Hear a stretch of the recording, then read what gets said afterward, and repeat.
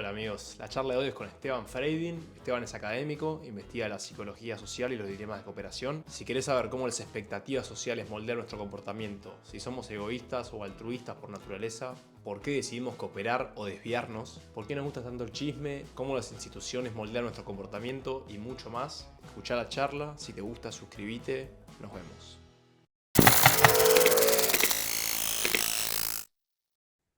Ahí estamos. Esteban, bienvenido, muchas gracias por venir. Gracias por la invitación, Bautista. Un placer participar de tu podcast. Por favor, recién te decía, un desafío preparar la entrevista. Tus investigaciones son así particulares, pero me encantaron por el hecho de que están buenísimas para comprender mejor el comportamiento humano, que es algo que a mí me encanta, o sea, qué nos motiva a actuar como lo hacemos, las expectativas sociales, el rol de las instituciones, son un montón de cosas, un entramado de cosas, que nada, intenté de sacar patrones que investigás para que podamos charlar sobre eso y que se haga más ameno y más bajado a tierra. Así Buenísimo. que estaría Bueno, bueno. me alegro que te hayan Sí, gustado mis intereses. Obviamente uno se pregunta a quién no le interesa, ¿no? sí, sí, Entender sí. mejor el comportamiento de las personas, ¿no? Exacto, exactamente. Y en contextos particulares también. Así que vamos a adentrarnos un poco más. Quería Dale. empezar por las expectativas sociales y las normas compartidas. ¿Cuál es el rol de las expectativas sociales en el comportamiento humano? Capaz que es un poco amplio, pero lo puedo Ujú. desarrollar con toda la calma del mundo. Eh, Para mí fue interesante cuando fui desarrollando mi investigación en comportamiento humano. En algún momento me interesé por los problemas de la cooperación Mm, y me di cuenta que obviamente la cooperación trasciende a los humanos. Es un dilema que se ve frecuentemente en el reino animal y que ha estado presente en la evolución de la historia de la vida en distintos niveles de organización en la historia de la vida en el planeta Tierra. Entonces, el tema de la cooperación es un tema súper interesante y las personas nos destacamos con respecto a otros animales porque tenemos una habilidad para cooperar, ¿sí? Sobre todo para cooperar en grandes números entre no parientes, ¿no? Porque si uno piensa, por ejemplo, en los casos típicos de cooperación en la naturaleza, que uno piensa en la abeja, por ejemplo, ¿sí? Tenemos una colmena, se acerca una amenaza a la colmena y alguna abeja o algunas abejas van e intentan ahuyentar a la amenaza y lo van a hacer tratando de picarla y si la pican al animal que es la amenaza o a la persona, ¿no? Animal no humano o animal humano, mm, eh, la abeja que pica deja su vida en ese sacrificio por defender la colmena. Esto representaba ya un dilema para Darwin mismo, ¿no? Cuando pensaba la selección natural, y uno cuando piensa en la selección natural, obviamente está pensando, por ejemplo, en el largo del cuello de la jirafa, ¿no? mm, Y dices, bueno, ¿a quién beneficia tener un cuello más largo? Y bueno, obviamente beneficia al individuo que tiene el cuello más largo, porque tiene acceso a las hojas más tiernas que los demás no llegan, y entonces ese individuo deja más descendencia o sobrevive más y entonces tiene más chance de dejar más descendencia y esos genes que parcialmente se codifican para ese cuello más largo pasan a la siguiente generación por encima de los genes de otras jirafas que tengan el cuello más corto, ¿no?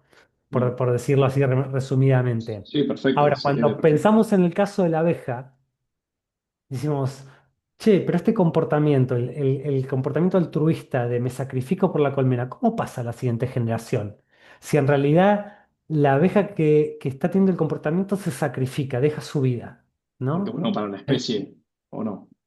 Te spoileé. Bueno, no, Es más no, complejo porque igual, me imagino. ese es un malentendido Mm, que en biología estuvo muy presente hasta la década del 50-60, de que se pensaba que los rasgos podían ser beneficiosos para la especie. Y quedó totalmente desacreditado en biología evolucionista esa idea. Y empezó a entenderse de que en realidad tenían que funcionar como ventajas para niveles de organización más inferiores que la especie. Idealmente se pensaba en el individuo. Después hubo proponentes que pensaban que la ventaja es a nivel del gen directamente.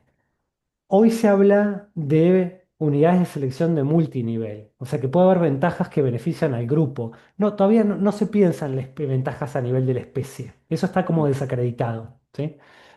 Pero los Pero genes sigue en pie porque eso arrancó con Dawkins, ¿o no? O sea, él como que exactamente, revoluciona el...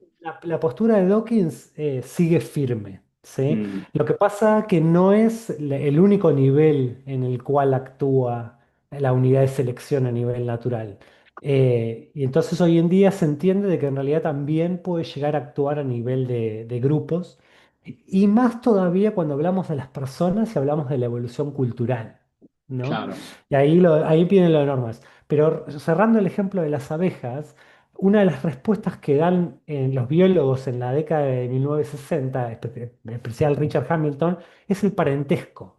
Sí, el comportamiento altruista pasa de generación en generación porque la que se sacrifica está ayudando a parientes, a hermanas a pasar los genes. Entonces ella se sacrifica, pero esos genes también están presentes en los parientes que sobreviven, ¿no? Y son los que se reproducen. Entonces el parentesco es una de las claves, ¿sí? Para cómo explicar la evolución del altruismo.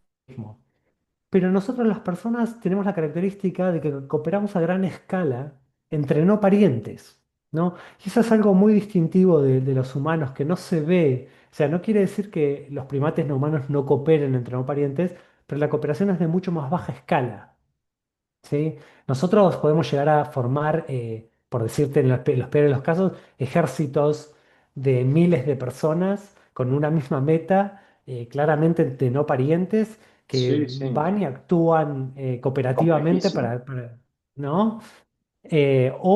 Lo que implica el comercio internacional, donde también hay mucha cooperación, ¿no? Y confianza como para que se den las transacciones que benefician a ambas partes, ¿no? Eh, y en ese sentido, las normas, ¿sí? Las normas sociales cumplen un papel crucial en la evolución cultural de las sociedades humanas, ¿sí? Para poder estabilizar la cooperación. Y vos me hablabas de las expectativas. Y bueno, una de las visiones de qué son las normas sociales es interesante porque uno cuando piensa en normas, lo primero que piensa es que es algo externo, que es algo que está, que viene de afuera. La norma está ahí. Sí, Como es un cartel impuesto, como que si fuese del Estado impuesto hacia los ciudadanos. ¿A eso te tal referís? cual, Mm, o de las otras personas hacia vos, ¿no? mm. O es un cartel que te dice qué es lo que tenés que hacer. Y en realidad hay una perspectiva de lo que son las normas sociales que justamente lo traduce en términos de expectativas. Es decir, una norma es qué expectativa tengo yo de qué es lo que los demás creen que es lo socialmente apropiado. ¿Sí?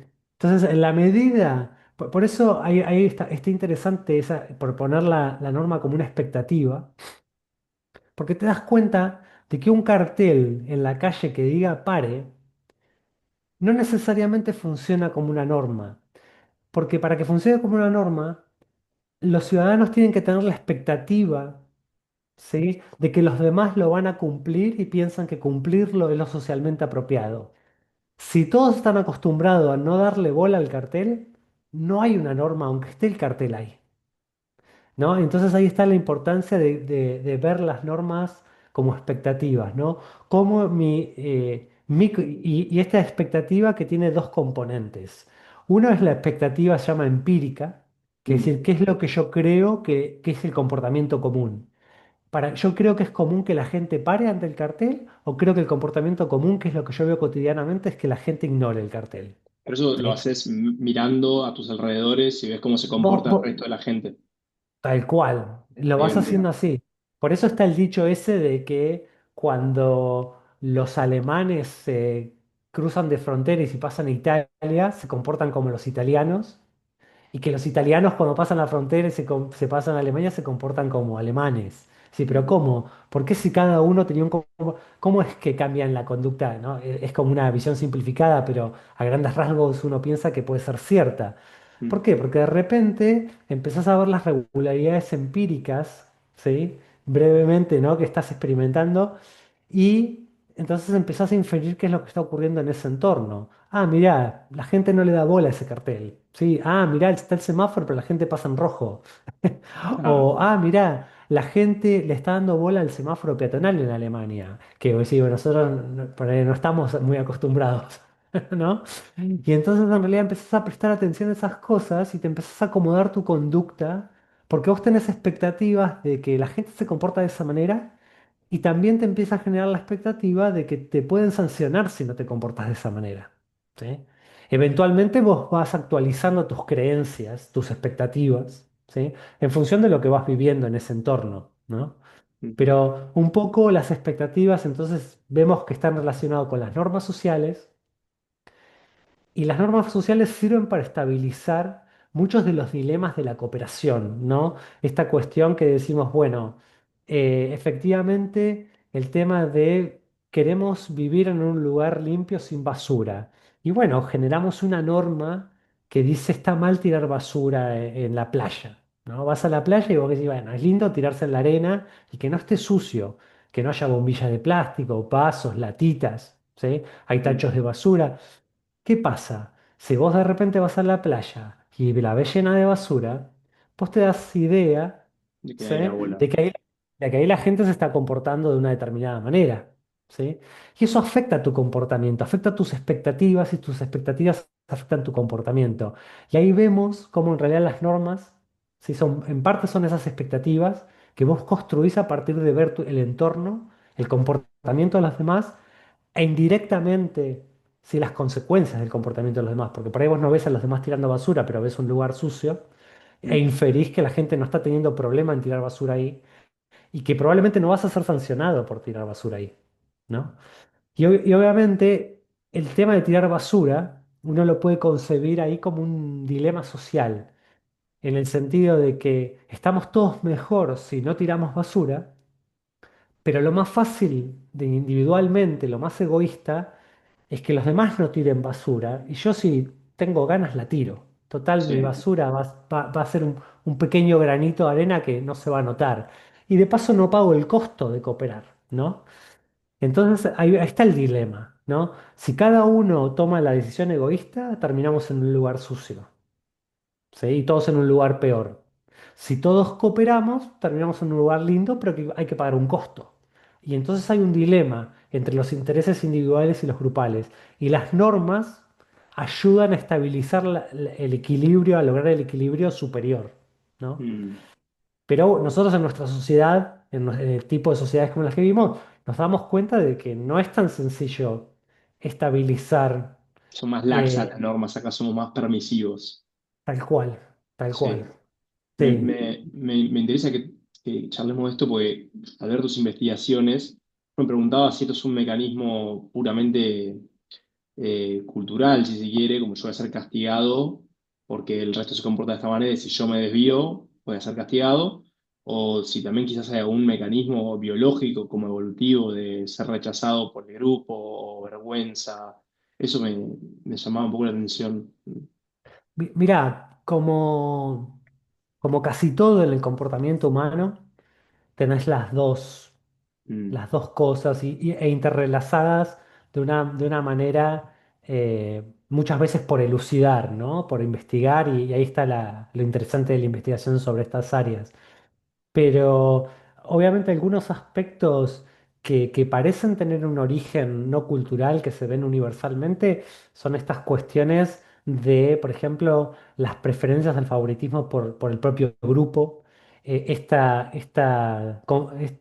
Hay diferencias individuales por el conformismo hacia las normas grupales, pero claramente el tema de la grupalidad, la lealtad al grupo y el seguimiento de las normas grupales es algo que ha estado presente en contextos prehistóricos, o sea que es algo que ha estado muy presente en lo que es la evolución de nuestro linaje, ¿no? mm, Y uno puede verlo en esto de que desencadenas la psicología de grupos en las personas de manera muy, muy fácil. Uno lo ve con el deporte, con el fútbol, ¿no? Enseguida la gente se mimetiza. pone, bueno, o en la política. Nosotros lo estamos viendo a nivel global, se ve de hecho en la polarización política, la polarización afectiva en la política es una instancia de esta psicología de grupos activada hacia dos grupos en competencia, en rivalidad, y la gente que se identifica con uno u otro enseguida siente desprecio por el grupo ajeno, porque uno tiene una identidad social asociada a un grupo, y Mm, entonces una manera de realzar esa identidad social y sentirse mejor y sentirse que está en el bando correcto y, y que está bien, bien parado en ese sentido, es menospreciar al otro bando, ¿no? y también Y hay algo de, pens- de mimetizar los comportamientos del grupo propio, porque viste que eso también se ve bastante en gente que, si vos frecuentás grupos, los mismos grupos muchas veces, se nota un patrón de que hablan parecido, hacen chistes parecidos, todos somos muy miméticos en ese sentido también. Sí, tal cual, tal cual. Eso se puede ver en grupos pequeños, ¿no? El grupo de amigos. Está mostrado en investigaciones, ¿no? De que en realidad vos copias posturas de alguien con el cual estás interactuando, especialmente si vos querés, son comportamientos no conscientes, ¿no? Pero Mm, si especialmente vos querés ganar el favor o caerle bien, es probable que intentes copiar aspectos posturales y gestuales del otro. Y efectivamente funciona. Cuando vos tenés aspectos gestuales y posturales similares al otro, le caes mejor al otro. Y es más, se ha visto en primates no humanos lo mismo, en experimentos. ¿Sí? Genial, O sea que no, mirá, ¿ves? no es exclusivo nuestro.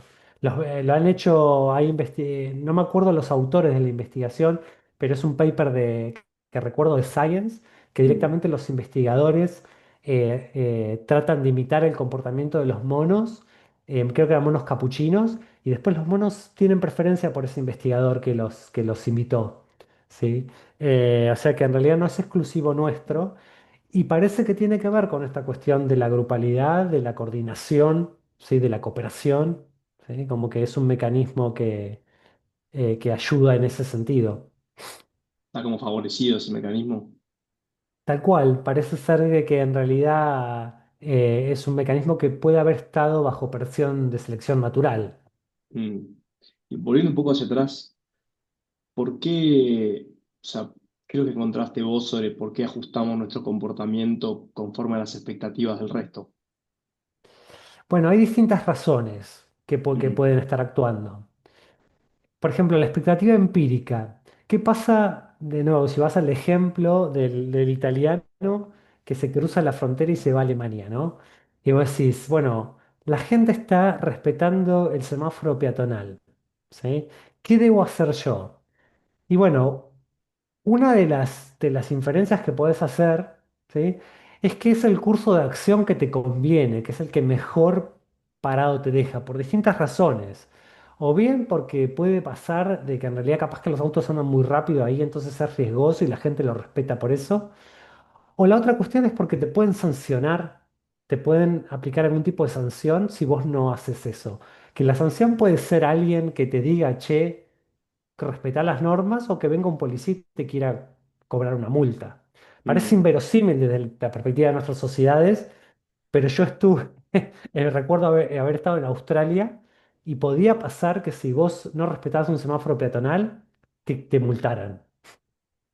¿Sí? Algo que a nosotros nos parece Sí, sí, irrisorio, ¿no? absurdo, obvio, que puede pasar, ok. Entonces, varía también, lo que me interesa es eso, o sea, vos percibís cómo el resto se comporta, ajustás su comportamiento acorde a eso, pero no es solo porque la norma tenga un establecimiento fuerte, también puede ser por Bueno, como hay, copiar los hay- mecanismos. hay diferencias individuales acerca de por qué cumplir las normas. Hay personas que tienen una predilección intrínseca, una preferencia a cumplir las normas. ¿Sí? Mm, Es decir, que esas personas ven el semáforo, ¿sí? Y eventualmente lo cumplen.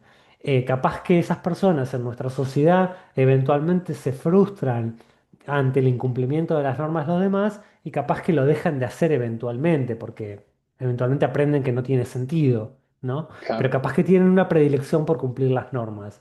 Hay otras personas que por eso son más estratégicas, que están fijándose si en realidad hay alguna buena razón por la cual los demás se están comportando de esa manera, y entonces en realidad seguís buscando información. pero mientras tanto seguís el comportamiento de los demás, este efecto de rebaño, ¿no? Es decir, bueno, si los demás están haciendo esto, yo lo voy a hacer también, ¿sí? Después veré por qué es que los demás lo hacen, ¿sí? Mm, Y si es el comportamiento que realmente maximiza, entre comillas, mi utilidad, como lo denominan los economistas, mi bienestar, mi pago, ¿no? Por denominarlo de alguna manera, ¿no? Pero es decir, puede haber al menos estas dos vertientes, ¿no? La cuestión estratégica que vos estás pensando, es decir, ¿qué mm. hago acá? ¿Me conviene? O la cuestión de que vos tengas directamente la preferencia por cumplir las normas, ¿sí? Ah, es buenísimo porque viste que se habla mucho como esto de ser distinto, actuar diferente al resto, no vayas con la corriente, y en realidad nuestra tendencia natural es esa, ir con la corriente. Es muy A, a- loco a- pensarlo a de mí, esa a mí manera. me llama sí, cada vez que escucho ese tipo de mensaje, porque además ese mensaje, uno entiende qué es lo que intentan resaltar con el mensaje, pero en realidad ese mensaje menosprecia todo el aspecto vinculado a los beneficios de la grupalidad, en realidad de por qué nosotros tendemos a copiar los comportamientos. Dicho sea de paso, obviamente hay culturas mucho más interdependientes, Mm, ¿sí? Como las culturas orientales, que orientales. por ahí no resaltan ese tipo de mensaje, capaz que nosotros lo Es, tenemos con es más culturas más individualista. individuales, tal cual, Claro. sí, sí, sí, sí. También quiero decir, hay diferencias culturales respecto a eso, ¿no? Pero bueno, ese mensaje un poco menosprecia, ¿sí? El valor de la cohesión grupal, la grupalidad y qué beneficios trae. Obviamente, como todo, hay costos y beneficios asociados a eso. Cuando vos tenés eh, una normatividad muy estricta, bueno, te quita autonomía, que es la dimensión, ¿no? Y bueno, eso tiene un costo, ¿no? A uno le gusta muchas veces Mm, hacer lo que tiene ganas y que no se intrometan en la vida de uno. Pero si después de hacer lo que tiene ganas implica perjudicar a los demás, bueno, ahí empezamos a ver que empieza a tener costos también la autonomía, ¿no? Entonces ahí hay un ida y vuelta entre seguir las normas grupales y tener mayor autonomía individual, que hay en inglés lo llamaríamos hay un trade-off. mm. Y es interesante porque hay algunos que plantean que hay diferencias individuales en la preferencia que tienen las personas respecto a dónde ubicarse en ese trade-off, que está asociado al posicionamiento político ideológico de las personas. ¿En ¿Sí? serio? A ver, explayate un Claro. poquito.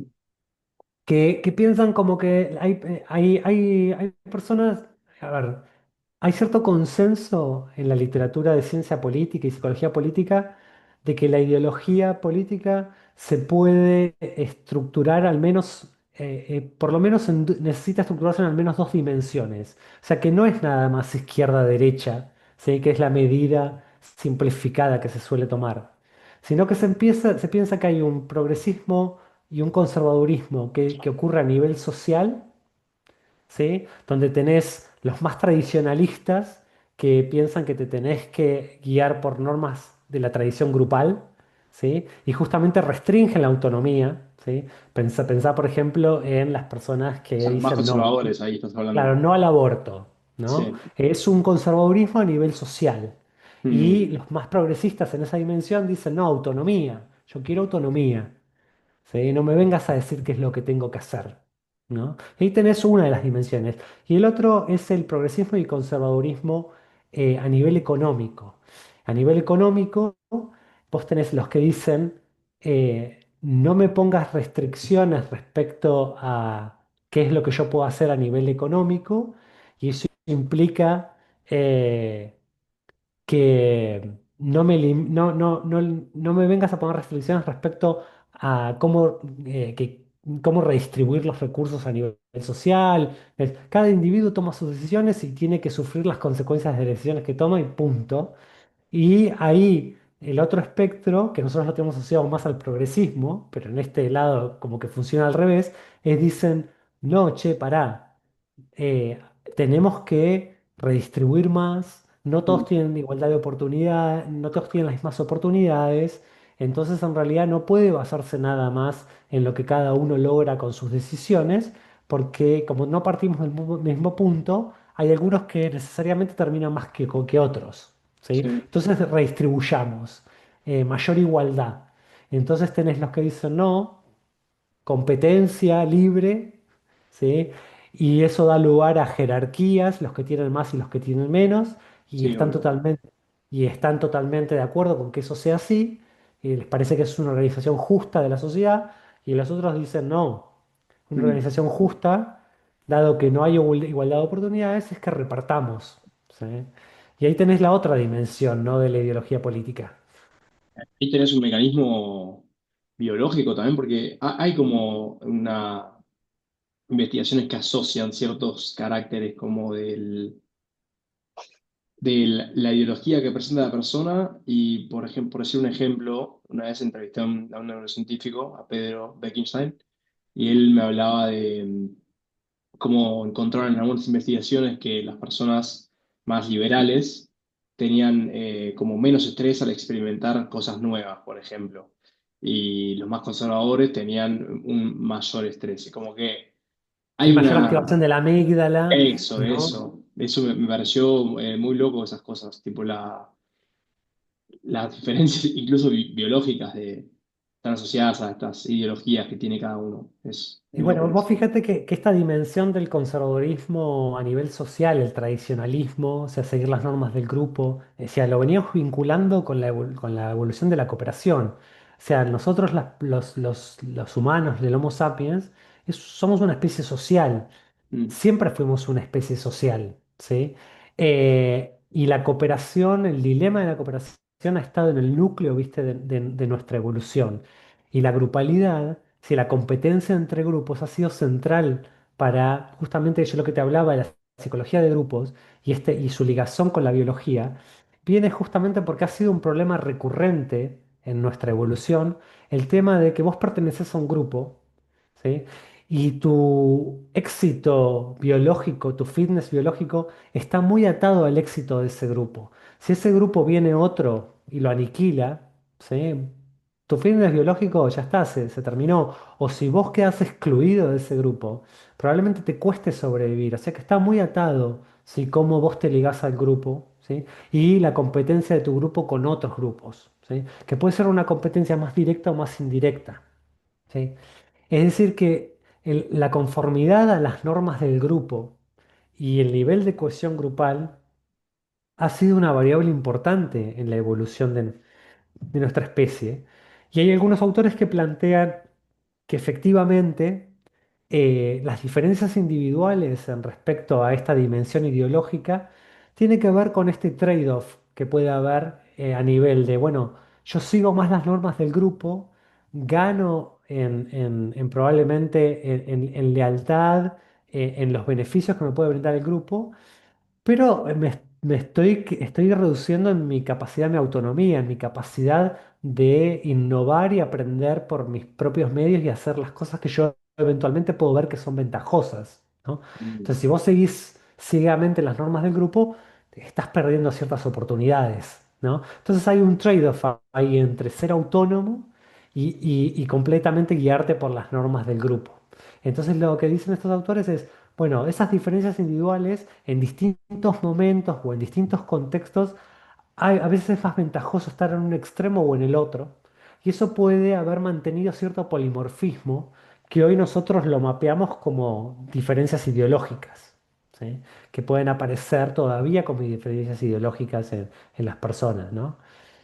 ¿Por Eh, qué? Porque es cómo llegaste hasta ese punto, porque cada uno explorando por su cuenta se dio cuenta que ciertos comportamientos a él le servían más o le bueno, parecía que eran más justos investigando sí, por su cuenta. en determinados entornos puede ser que favorezca seguir más las normas grupales y Mm, entonces los que tienen ese perfil les va mejor. Y en otros entornos, capaz que donde hay menos competencia intergrupal, eh, capaz que tu fitness de repente no está tan atado al éxito grupal porque el grupo no está amenazado ni nada por el estilo. Y entonces en realidad los que tienen un perfil más innovador, más autónomo, pueden sacar ventajas de ese perfil que no sacan los más conservadores que siguen todas las normas grupales y no se fijan si puede haber comportamientos que son más ventajosos. ¿Sí? Perfecto. Entonces ahí está, en distintos entornos, en distintos perfiles pueden traer ventajas, ¿sí? Y eso podría ser la explicación de por qué hoy observamos que todavía están presentes los dos tipos de perfiles y perfiles intermedios también, ¿no? Buenísimo. Y estos mecanismos me interesa, pues, viste, acá nos ponemos a charlar, no, haces un trade-off, no sé qué, pero, viste, la gente no es que agarra, tipo, si yo empiezo a seguir toda la psicología de grupo, tengo que empezar a cultivar mis habilidades No, autónomas. tal cual. Son un mecanismo inconsciente, ¿verdad? O sea, ¿hasta qué punto me interesa, hasta qué punto actuamos por cosas, Yo por muchas veces mecanismos inconscientes? cuando te estoy conversando, estoy saltando del nivel de análisis como sería evolutivo, donde pensamos a ver qué factores pueden haber afectado estos comportamientos, y después tenemos los mecanismos próximos, los mecanismos psicológicos, es decir, que bueno, en realidad, es decir, bueno, está el que tiene la preferencia por seguir las normas del grupo y está el que se resiste a seguir las normas del grupo, pero no necesariamente lo hagan de manera estratégica, sino que simplemente tienen una determinada preferencia, una determinada inclinación, y esa preferencia simplemente se ha mantenido, si se quiere, en el acervo, ¿sí?, genético, poblacional o cultural, ¿sí? Porque en determinados contextos una y otra producen ventajas y desventajas que se compensan, ¿no? Entonces uno puede pensar que esos mecanismos psicológicos que en última instancia eh, eh, son no conscientes, son preferencias, o pueden ser conscientes, ¿no? Pero no necesariamente son estratégicos, Claro. no es que la persona está razonando al respecto, ¿sí? Se pueden mantener por algún tipo de este trade-off que decíamos más de tipo evolutivo, que puede ser una evolución de tipo genética o a veces puede ser una evolución de tipo cultural, ciertos rasgos o ciertos aprendizajes, ¿sí?, que se pasan en función de qué modelos uno ve como modelos exitosos o modelos comunes en el entorno en el cual uno crece, ¿no?, y uno se Claro. desarrolla. Sí, sí, puede ir de los dos lados. Es que eso es lo que lo hace tan complejo, porque como que ninguna de las cosas que charlamos hoy tiene una respuesta blanco-negro. Es como todo tiene sus cosas que puedes ir desglosando un montón y el hecho de que seamos especies biológicas, sociales, de que estas cosas interactúen, lo que lo hace fascinante y a la vez complicado, ¿no? Seguro, seguro. Tenemos esa dimensión, ¿no? De que a lo biológico nosotros le hemos sumado el tema de la evolución cultural, gracias a que tenemos el lenguaje que nos permite acumular conocimientos, prácticas, pasarlas de generación en generación, ¿sí? A través de capacidades de aprendizaje social muy sofisticadas, ¿sí? Mm, Eh, y bueno, eso sí, realmente también nos distingue. No quiere decir que no haya otras especies a las cuales se le atribuye cierto aprendizaje cultural en el sentido de ciertas tradiciones culturales que se pasan de generación en generación y de manera no genética, porque ocurre en primates no humanos, en varias especies. eh, Probablemente ocurre en cetáceos, como Ah, ¿en delfines, serio? Wow. orcas. Sí, sí, sí, sí. Hay mucho por descubrir Eh, todavía. Seguro. Tengo una pregunta, ya que estás hablando de cooperación, normas, viste que prevalece mucho este debate de eso, no vamos a tener la respuesta definitiva de que, viste, que somos egoístas por naturaleza, ¿no? Me acuerdo que a lo que vos fuiste investigando, que, hasta dónde nos inclinamos más, o sea, qué es lo que mueve nuestras conductas, somos más altruistas o egoístas de lo que creemos, para dónde se inclina la balanza, debe ser muy contextual también, pero me interesa que desglosemos esto un poquito, a ver a dónde llegamos. Sí, en principio, las dos cosas, ¿no? Tenemos la capacidad para ser altruistas, ¿no? Además, empecemos como todo en biología, ¿no? Diferencias individuales.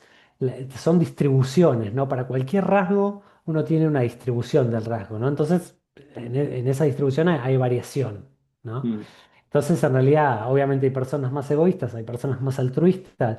Tenés aquel que dona un riñón a un desconocido, ¿sí? O el que se tira del río a rescatar a una persona que no conoce y pone en riesgo su vida. ¿no? Y son acá actos de heroísmo, ¿sí? Y de altruismo en un sentido más extremo. Y tenés personas que dicen, ¿no? Eh, Se todo, jodan. todo tiene que ver con mi beneficio personal. A lo sumo puedo extenderlo Mi a mis familia. personas cercanas, ¿no? Y se acerca más al modelo de selección de parentesco que sostienen los biólogos. Em, pero bueno, claramente tenemos, en las distintas personas tenemos las dos cosas y depende del contexto. Hay un experimento famoso que se llama el experimento del buen samaritano, que consistía que los invitaban a los participantes en un hall de la universidad a que fueran a hacer un experimento en el cual podían ganar créditos o plata, no me acuerdo, en otra parte de la universidad.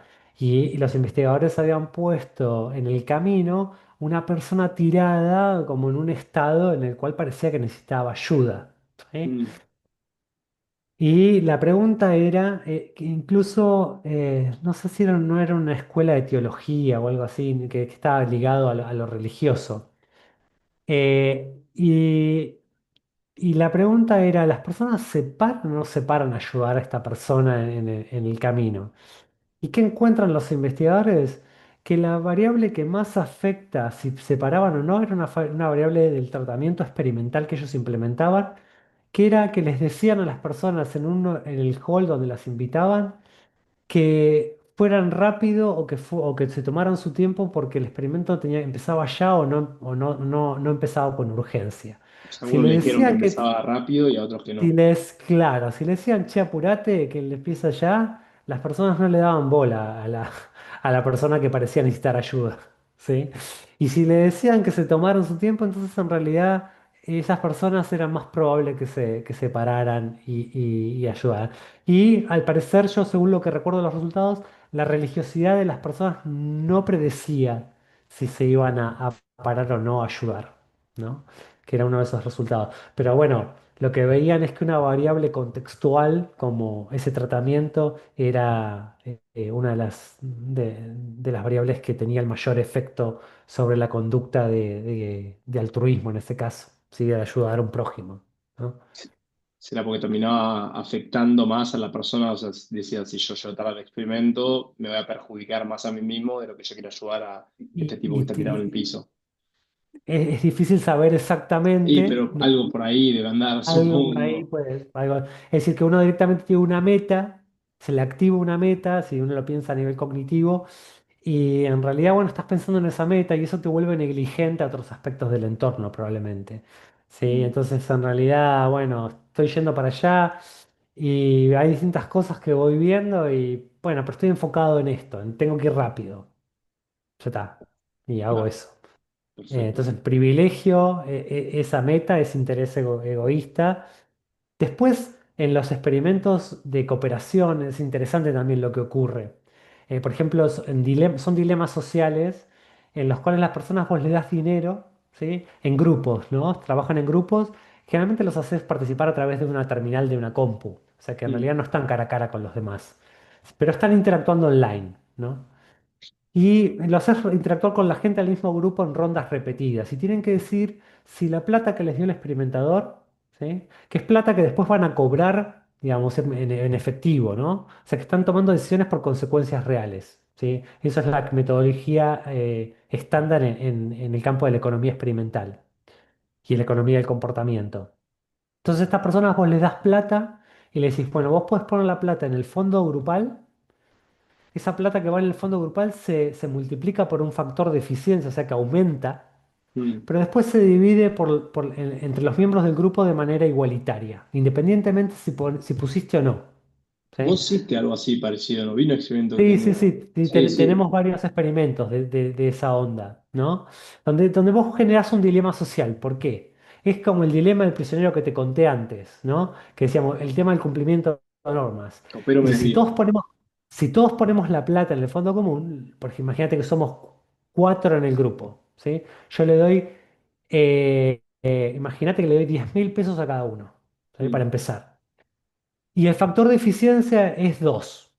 Es decir, que si todos ponemos la plata en el fondo grupal, juntamos 40.000 pesos, ¿sí?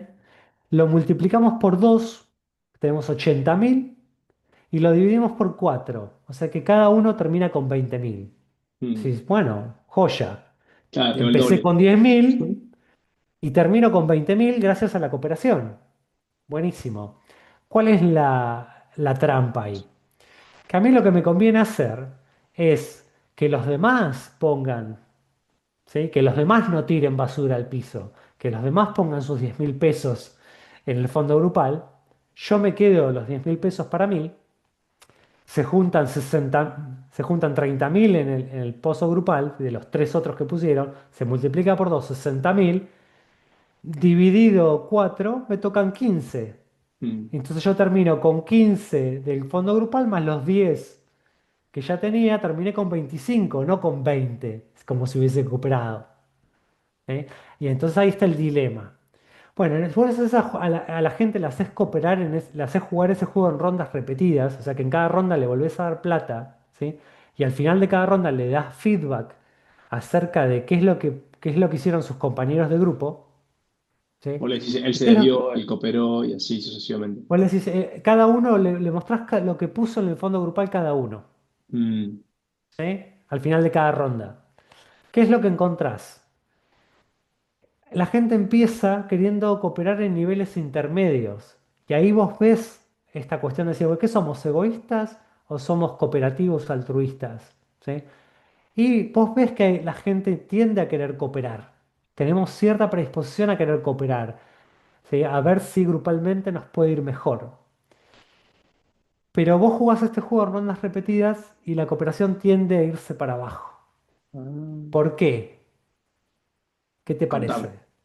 Y yo, o sea, es que en realidad hago trampa porque vi un par de tus investigaciones y vi ¿Y que qué también es lo que había ahí? incluías la posibilidad del soborno y que tiene que ver también el costo del desvío mucho, ¿no? Que un gran predictor era si estaba la Pero vos pensás, posibilidad de no desviarse. imagínate lo que te decía antes, ¿no? De la regularidad empírica, la norma social, lo decíamos, que yo veo qué es lo que hacen los demás. Si el nuestro se desvía, yo me voy a desviar. Yo veo que yo quiero cooperar, pero veo que alguno no coopera. Y eso me tira mi expectativa para abajo, mi expectativa empírica de lo que están haciendo los demás, ¿no? Mm. Y aunque yo sea lo que llaman un cooperador condicional, es decir, que yo coopero en función de lo que creo que va a cooperar en promedio mi grupo, ¿sí? Si yo empiezo a ver que los demás van para abajo y mi comportamiento va para abajo y eso se va haciendo bola de nieve y en realidad nos vamos contagiando y la cooperación se va deshaciendo, ¿sí? Eso Ronda es lo que tras tiende a ronda. pasar en todos los estudios de este estilo, no en todos, pero bueno, en general tiende a Bueno, caerse la cooperación. y han hecho estudios transculturales en diferentes sociedades y es bastante común que ocurra esto, ¿sí? Mm. Y entonces la pregunta es, bueno, ¿y cómo logras estabilizar la cooperación en ese tipo de juego? Hay distintas maneras. Una es agregando la posibilidad como norma en el juego de que vos puedas sancionar a los demás. ¿Eh? Sancionar implica que le podés quitar puntos pagando vos un costo. ¿Sí? Y efectivamente algunas personas están dispuestas a pagar ese costo y sancionar a los que no cooperan. ¿Sí? Y eso estabiliza la cooperación. Pero, ¿sí? ¿Qué es lo que pasa en sociedades como la nuestra? Vos vas en la calle, en la plaza, y ves a alguien paseando el perro hace caca, y vos decís, ¿la va a juntar, no la va a juntar? ¿Sí? ¿No?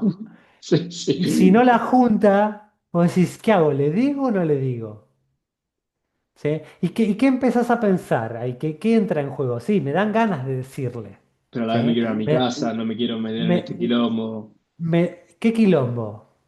Y ¿Cuál es tener el que quilombo? discutir con el tipo, gastar O sea que tiempo. vos anticipás, que eso lo que vos harías es una especie de sanción informal, que es decirle, Mm. che, flaco, flaca, Levantá. ¿por qué no juntas la caca de tu perro? Después yo la Sí. pi, ¿no? Es una especie de sanción. Y la persona puede reaccionar de dos maneras muy distintas. Si siente vergüenza, te puede decir, che, discúlpame, y va y la junta, o discúlpame, no traje bolsita, pero ahora voy a buscar. Mm, Y vos te sentís reconfortado, decís, qué suerte que apliqué la sanción, logré que un no cooperador se transforme en un cooperador. ¿Sí? mm, Pero puede tener la reacción distinta, que en lugar de sentir vergüenza, sienta enojo y diga, ¿qué te metes? ¿Por qué no te metes en tus asuntos? Y vos en realidad lo que recibís es lo que llaman en la literatura esta castigo antisocial. ¿Sí? Que es decir, vos castigaste al no cooperador y en lugar de volverlo cooperador, lo que recibiste es un castigo antisocial que te vuelve menos proclive a querer castigar a nadie en el futuro claro. y a sostener la norma. Y efectivamente han visto en estos juegos que cuando existe la posibilidad del castigo ida y vuelta, en las sociedades en las cuales hay más castigo antisocial, la cooperación se cae como piña, ¿no? ¿Y en qué Entonces, en realidad sociedades tiende a haber más castigo antisocial? ¿Hay imagínate, conocimiento sobre eso? Y en las sociedades occidentales, supongo, individualistas occidentales, vos tenés a full. los países escandinavos con menos castigo antisocial, donde la Mm, gente siente más vergüenza cuando la castigan por no respetar una norma, y sociedades más de países en vías de desarrollo claro. que lo que han visto en ese tipo de estudios es que lo que predice el nivel de castigo antisocial que va a haber es el nivel de respeto por las instituciones que hay en cada una de estas sociedades. Probablemente el respeto hacia las instituciones tiene que ver con el funcionamiento de las instituciones en cada una de esas sociedades, ¿no? Entonces, eventualmente, uno lo que piensa es que hay sociedades que han evolucionado instituciones que funcionan mejor. Hay sociedades que todavía tenemos instituciones que no funcionan tan bien, que son corruptas, que son ineficientes y que no le tenemos mucho aprecio a esas instituciones. Y entonces en realidad, bueno, efectivamente las instituciones es como un nivel de cooperación que han evolucionado esas sociedades más sofisticado. Mm, eh, y hay sociedades en las cuales no hemos llegado a ese nivel y en realidad hay más egoísmo. Está cada uno más por la suya, porque bueno, no hemos llegado a ese para decir quién nivel de pueda. cooperación grupal. Claro, es muy interesante ver ahí cómo, o sea, la conformación de las instituciones o la fuerza institucional moldea el comportamiento de los ciudadanos de ese Estado. Y al O mismo sea, es tiempo lógico, pero es loco pensarlo.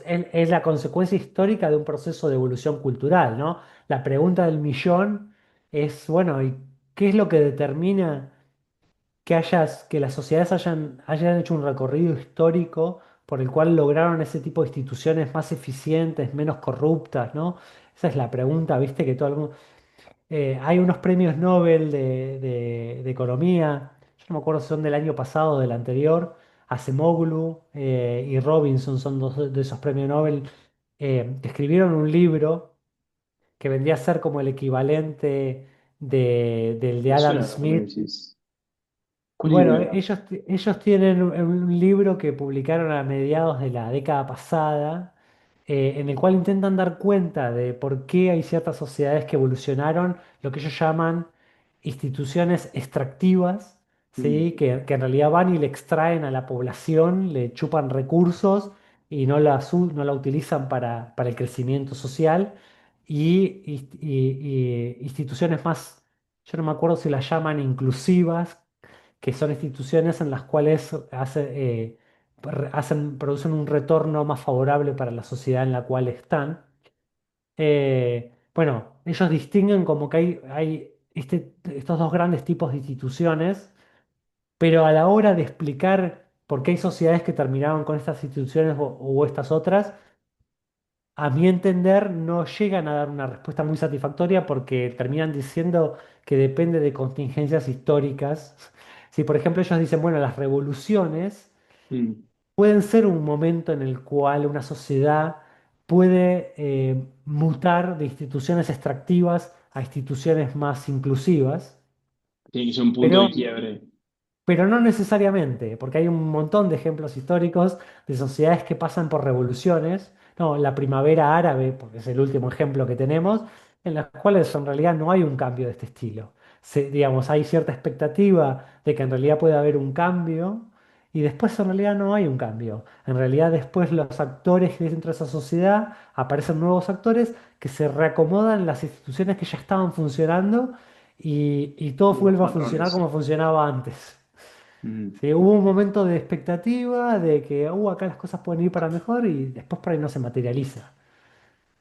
Es que también es como quién empieza a cambiar primero, porque lo que hablamos al principio, ¿no? Si yo veo que el resto no coopera, o por ejemplo acá en Argentina, que somos muy permisivos, capaz como que no tendemos a seguir mucho las reglas, y es mucho encontrarle gris, encontrar quién se sale con la suya, creo que eso prevalece mucho en nuestra cultura. Decís como, bueno, ¿quién va a ser el primero en que diga, bueno, yo voy a confiar en que el otro va a actuar de forma cooperativa, entonces, y que tengamos un beneficio mutuo?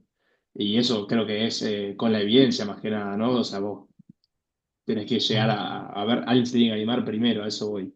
Y con eso juntar evidencia para poder hacerlo después. Sí, es la Es pregunta del complicado. millón, de cómo hacer esa transición, ¿no? De una sociedad. Estos autores que te mencionaba, Acemoglu y Robinson, lo que dicen es que en las sociedades en las cuales ha funcionado, tiene que ver con que las personas o los grupos de poder en esas sociedades llegan a un consenso de autorregularse, ¿sí? Entre sí. Es decir, yo no saco más porque pretendo que vos no saques más y entonces en el equilibrio entre los grupos de poder se llega a normas que favorecen al Mm. al grupo más general, más global. Así lo plantean estos autores. Ahora, ¿cuándo es que esos poderes logran llegar a normas que favorecen a un grupo más amplio y no simplemente llegan a normas a un tipo de colusión que lo favorecen solo a ellos y perjudican al resto de la sociedad, más parecido tal vez a lo que puede llegar a ocurrir en sociedades como la nuestra, donde vos decís, bueno, en realidad, ¿qué es lo que está pasando? Y bueno, si hay grupos políticos, los grupos políticos tienen poder y están interactuando con poderes como el poder judicial, como el Mm. poder de las instituciones de la policía, como el poder económico, y en realidad cuando empiezan a interactuar, en qué medida llegan a acuerdos que se favorecen a esos grupos y en realidad no terminan perjudicando al resto de la sociedad, ¿no?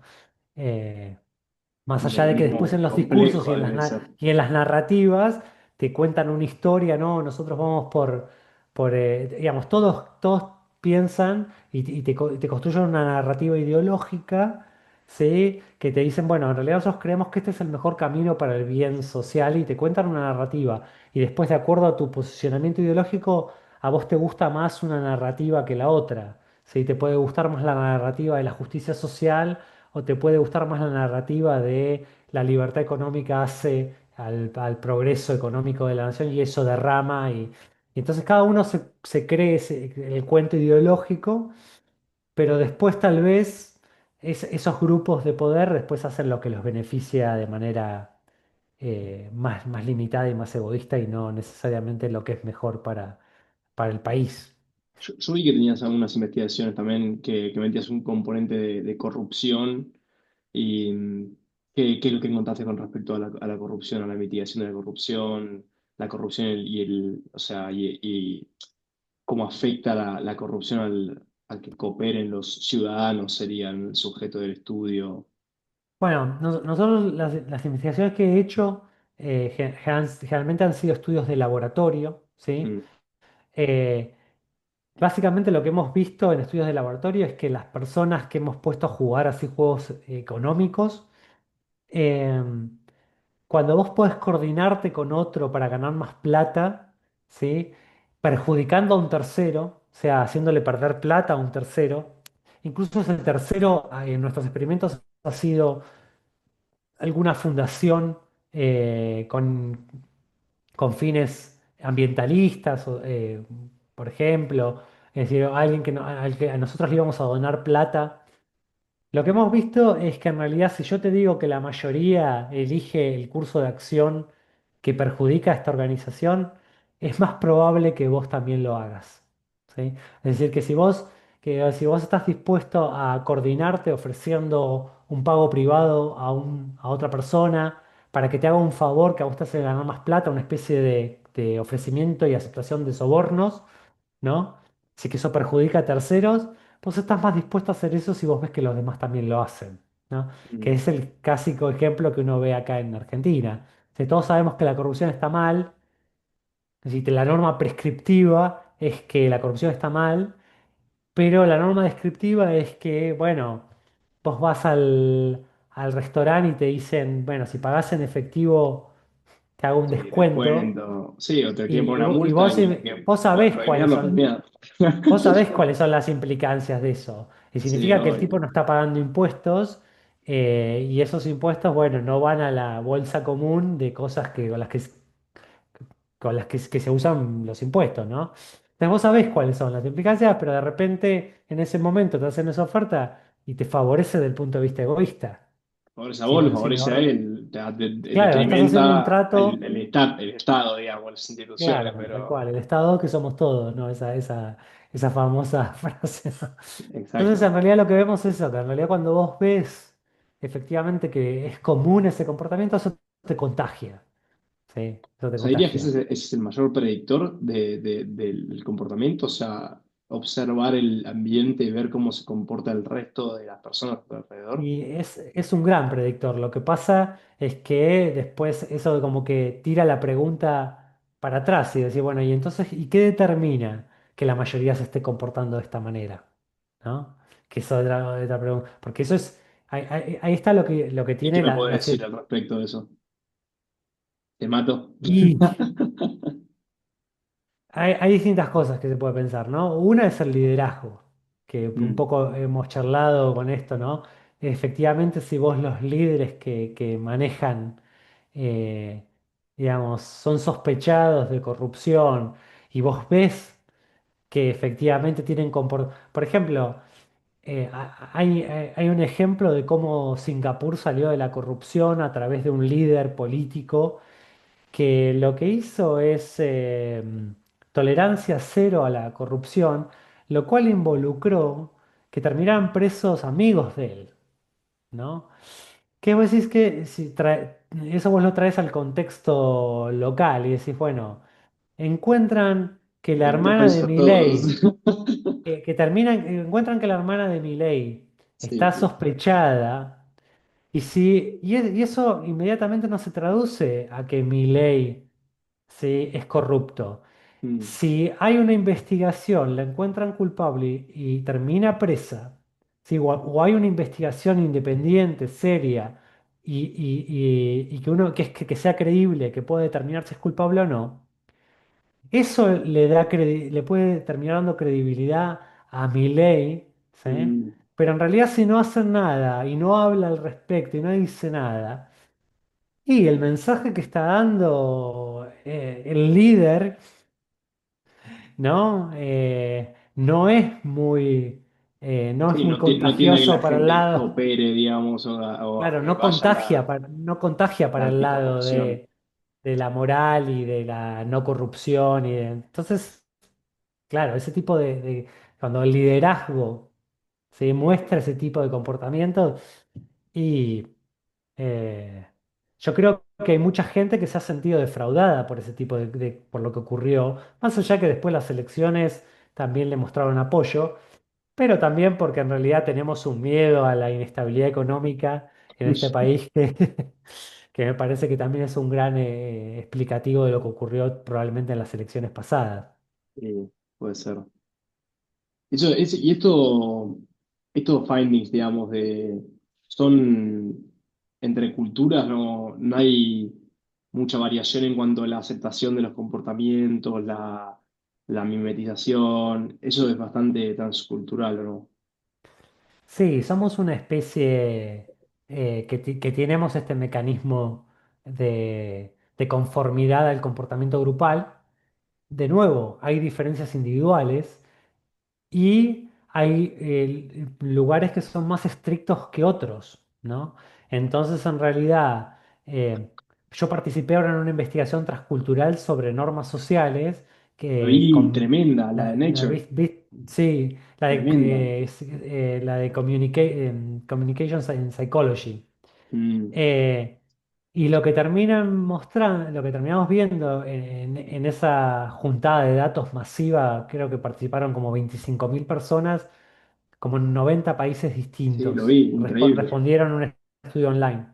Sobre lo que consistía el estudio era sencillo, era, yo te digo, una serie de comportamientos por situación, o sea, hablar en el parque, hablar en el cine, y vos hablar en clase, hablar, no sé, en la oficina, ¿no? Y vos tenés que decirme cuán apropiado o inapropiado te parece. ¿Sí? Que es Mm, como una de las maneras que tienen los psicólogos sociales de estimar cuáles pueden ser las normas sociales vigentes, ¿no? Eh, y lo que están viendo cuando lo comparan con un estudio de hace 20 años es que a nivel global las normas se volvieron más permisivas en general, ¿sí? O sea que pero que hay lugares, sociedades que son más estrictas que otras, ¿sí? Que no todos los lugares son tan permisivos, que hay lugares que son más estrictos y en los cuales una desviación de la norma puede ser considerado, puede ser sancionada de manera más dura, ¿no? Entonces, bueno, obviamente en esos contextos la gente tiene menos autonomía, es lo que charlábamos antes, ¿no? ¿Por qué tenés menos autonomía? Tenés menos grados de libertad, ¿sí? Porque si te van a sancionar cuando vos te te desvías de la castigan, norma, bueno, eventualmente la divergencia de comportamientos es menor, ¿no? obvio. Nosotros vivimos en una... y un estudio, este estudio de hace 20 años muestra algo muy interesante que encuentran que cuán estricta o laxa es una sociedad, lo pueden relacionar con la magnitud de los eventos de estrés históricamente que ha sufrido esa sociedad. Estrés en distintos niveles. Estrés histórico a nivel de conflictos que haya tenido guerras, a nivel de estrés ambiental con el nivel de distintos niveles de estresores como catástrofes naturales que ha vivido esa sociedad. Y lo Estresores que, para los ciudadanos, digamos, situaciones que generen estrés para la gente que vive ahí.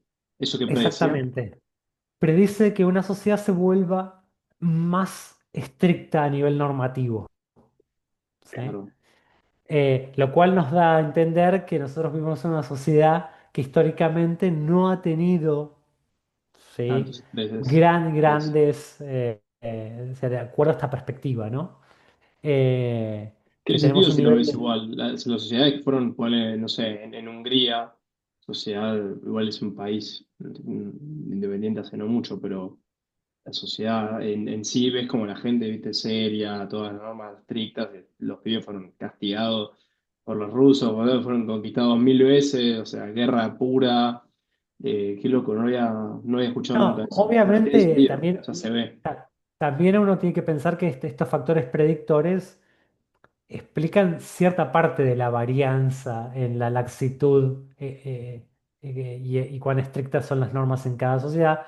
Y después hay otro tipo de factores o hay aspectos idiosincráticos, me ¿no? imagino. Entonces hay veces que uno cae con ejemplos que dicen, che, pero esto no se ajusta. Bueno, eso no significa que el efecto igual esté, ¿no? A nivel general, ¿no? Pero sí, sí, tal cual. Uno puede a veces verlo en ejemplos particulares, cómo funciona. La pregunta que me surge ahora, supongo que es algo, o sea, me estoy respondiendo a mí mismo, pero quizás algo bilateral en el sentido de que los ciudadanos moldean el Estado o el Estado moldea a los ciudadanos. Es como una cuestión de ida y de vuelta. Me imagino que es una Y cosa así, ¿o las no? instituciones las conformamos nosotros, ¿no? Claro, Nosotros en un proceso de evolución cultural, o sea que las próximas generaciones, perdón, las generaciones precedentes nos van dejando ciertas instituciones y las generaciones que siguen las van moldeando. Entonces, bueno, sí, las instituciones están conformadas por personas con ciertos rasgos psicológicos en determinados entornos sociales. eh, y bueno, sí, es lo mismo que te decía lo de las normas sociales, ¿no? mm, La norma social es la expectativa que yo tengo, pero la expectativa al mismo tiempo la genero en función de lo que yo veo. Entonces es un una retroalimentación, ¿sí?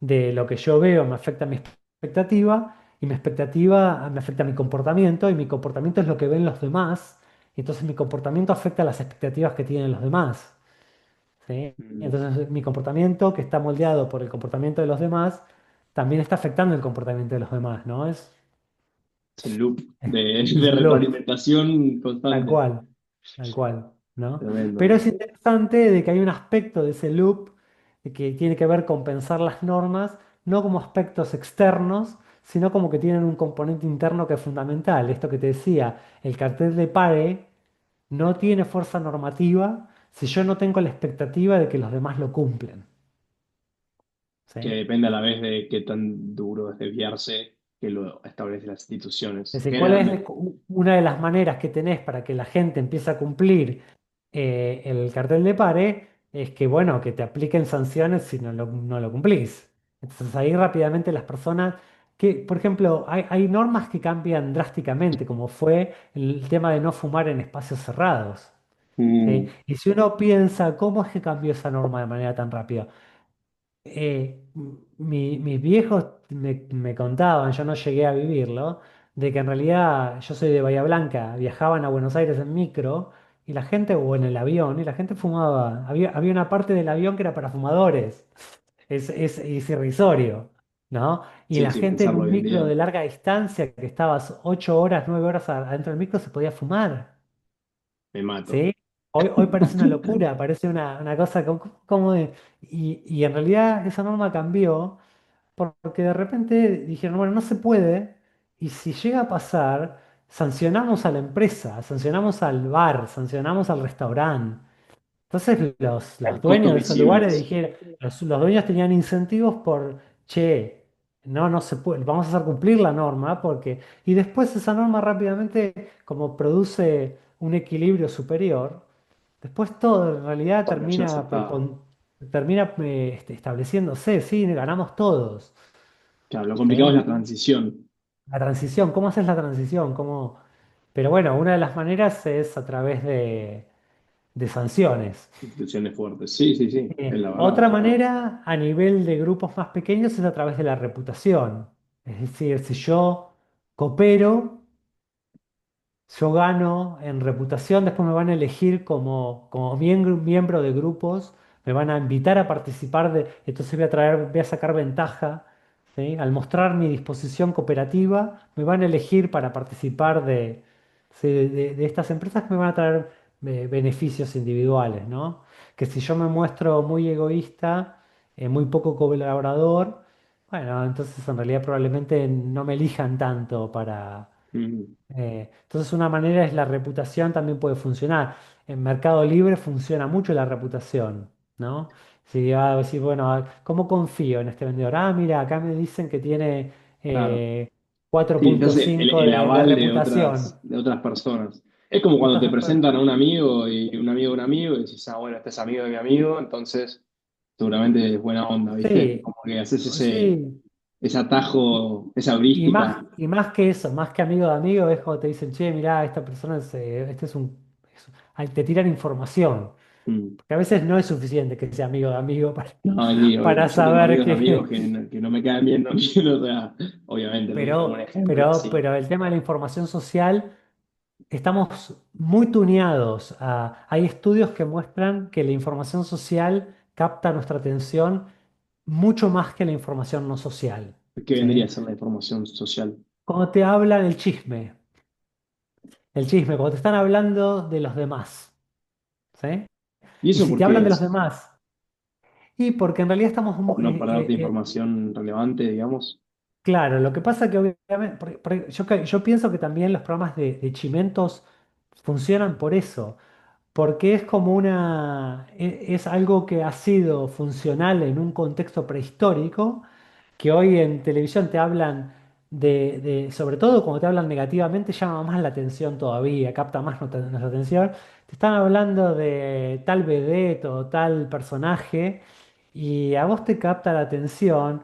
Es totalmente irrelevante para tu vida hoy en día, pero seguramente en un contexto prehistórico donde vos participabas de un grupo reducido de personas, vivías en una tribu de 150 personas, de cualquiera de los que te estuvieran hablando era algo relevante, ¿sí? Porque eventualmente vos podrías llegar a tomar una decisión respecto a si involucrarte en alguna tarea cooperativa o no con esa persona. Entonces, depende de lo que te estuviesen contando, tenía repercusiones sobre consecuencias que te podían caer directamente sobre tu propio bienestar, ¿no? Obviamente en la Qué tele y loco te hablan de pensar las eso. vedettes y todo eso, es como el gusto que tenemos por la grasa y el azúcar. Sí, hoy vos vas al supermercado, todos los paquetes están llenos de sellos. ¿Por qué? Porque la industria alimenticia lo que está haciendo es explotando nuestra preferencia por azúcar y grasa.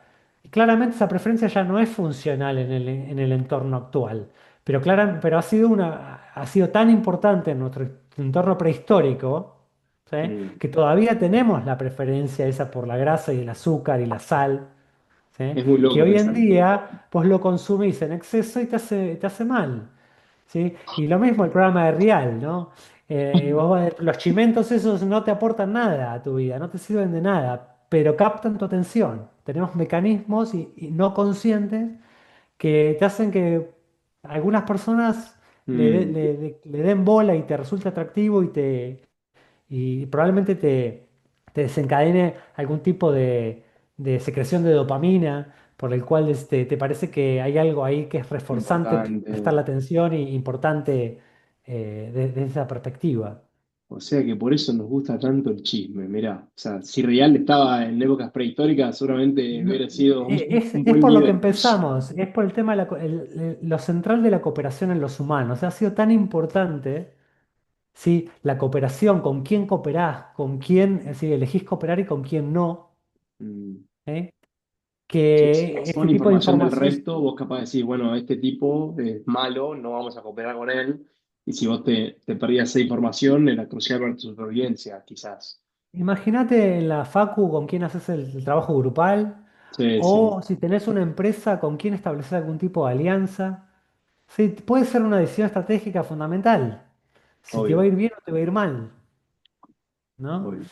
O sea, y ese problema ha estado omnipresente en la evolución de nuestro linaje. Si con quién te asociás, si eso te trae ventajas o te trae desventajas.